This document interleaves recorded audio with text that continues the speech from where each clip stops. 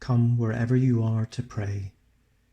God, who has given us life, meets us here.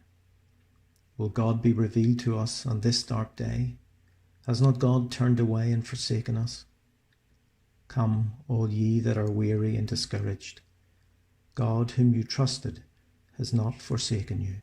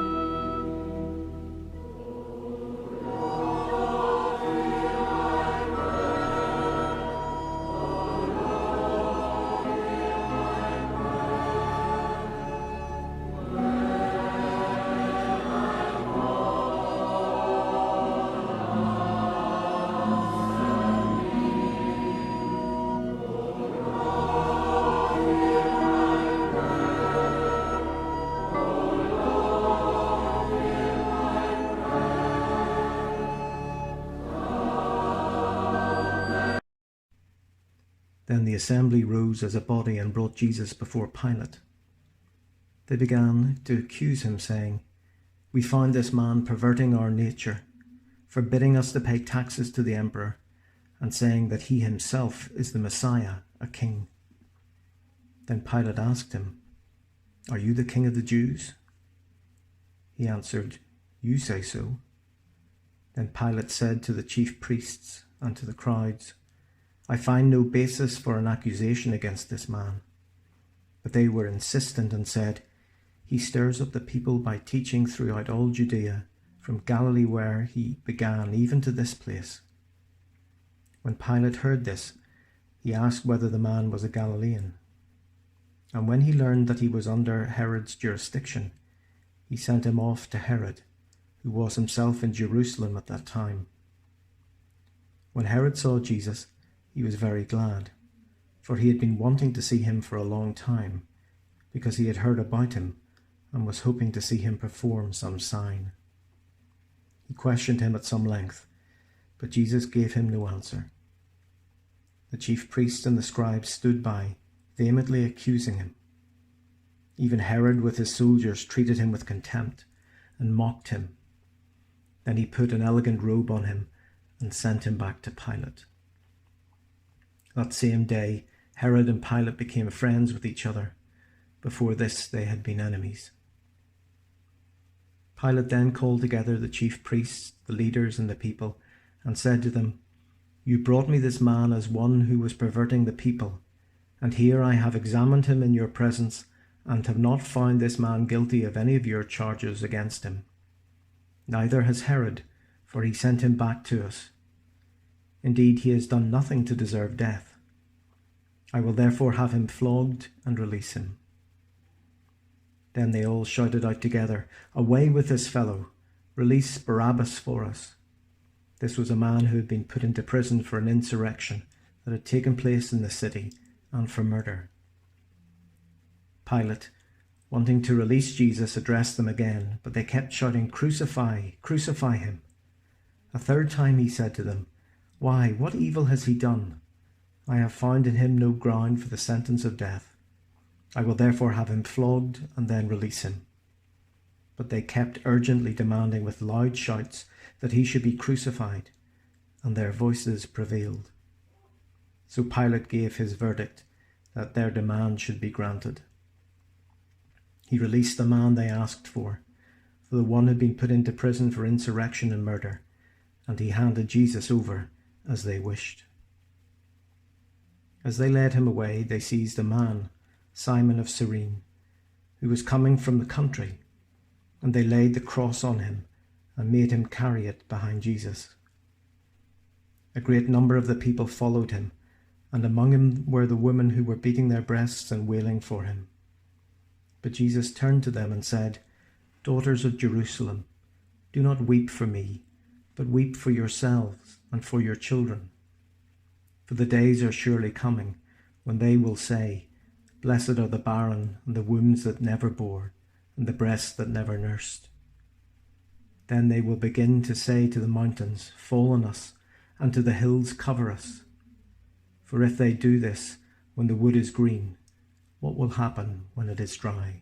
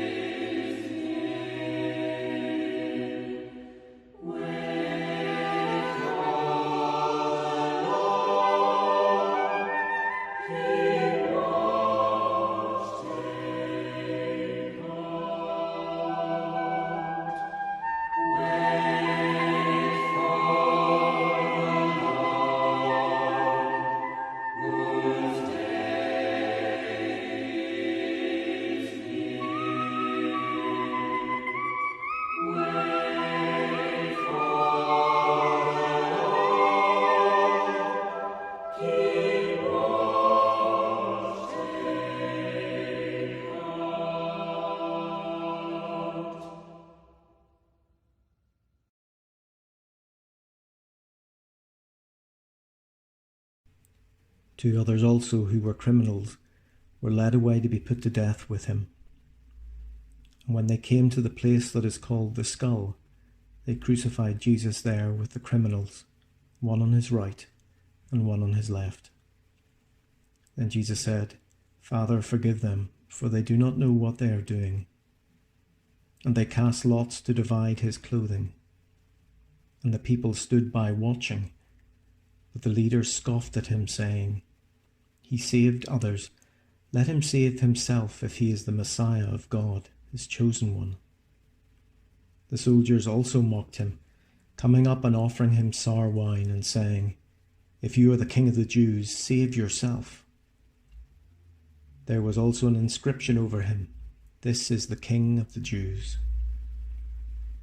One of the criminals who were hanged there kept deriding him and saying, "Are you not the Messiah? Save yourself and us."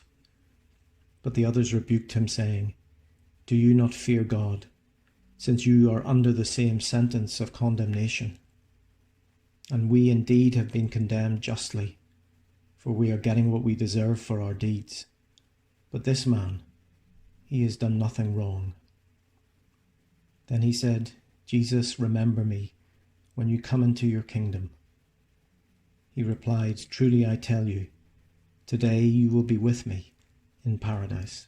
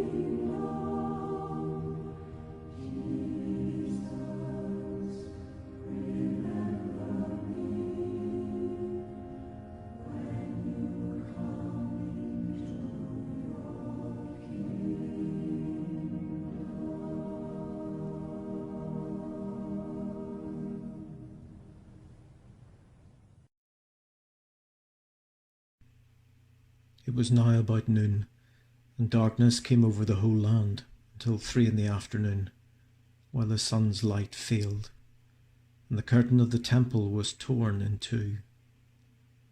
Then Jesus, crying with a loud voice, said, "Father, into your hands I commend my spirit." Having said this, he breathed his last. And when the centurion saw what had taken place, he praised God and said, "Certainly this man was innocent." And when all the crowds who had gathered there for this spectacle saw what had taken place, they returned home.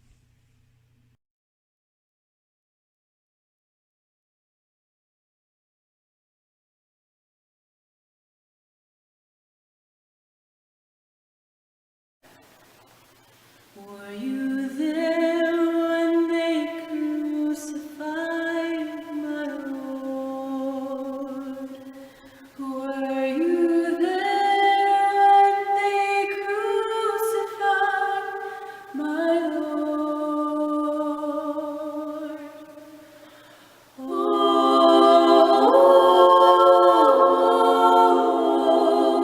it causes me to tremble, tremble. Were you there when they crucified my Lord? Were you there when they laid him in the tomb? Were you there when they laid him in the tomb?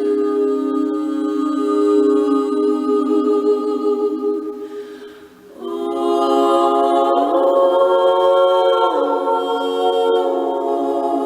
it causes me to tremble,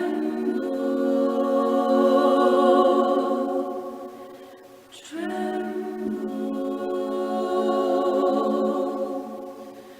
Were you there when they laid him in the tomb? Were you there when the stone was rolled away? Were you there when the stone was rolled away?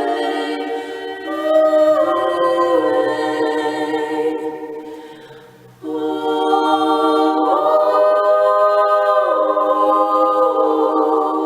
it causes me to tremble, tremble.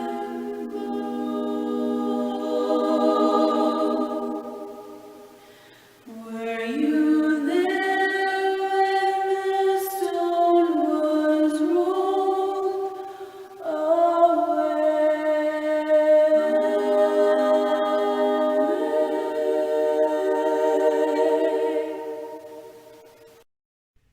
God, thank you for being with us in this moment, where we stand poised between life and death, filled with sorrow, filled with thoughts of what has been and what lies before us.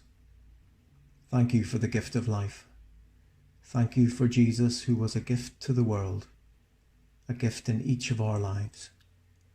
Comfort us even as we are shaken by the horrors of these last hours. Be our friend in this time of sorrow and sustain us in the days to come. Now may God bless you and keep you. May the very face of God shine upon you and be gracious to you. May God's presence embrace you and give you eternal peace. Amen.